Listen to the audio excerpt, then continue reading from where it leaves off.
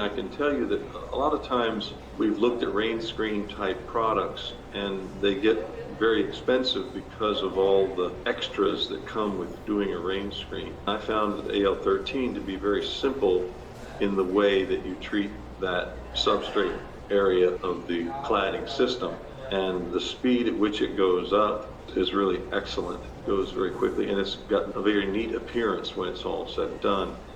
We have to think in Maine about how our winters are more severe than other places in the country. So the elements are pretty tough on materials here. So a lot of times when you get the standard tried and true of a masonry veneer type elevation, and of course in industrial you're always dealing with metals, and then you deal with the gauge of metals. So when I saw that AL13 was an extruded metal, I really like extruded aluminum as a product, because it's got good lines, it's crisp, it always is what you want it to be.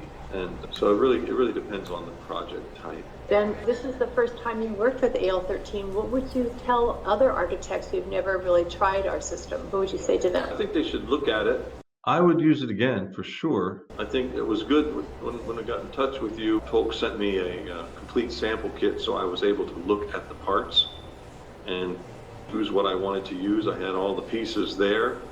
And then there was one or two pieces that I had to ask questions about, and I got prompt responses on that. To me, the devil's always in the details and how things go together.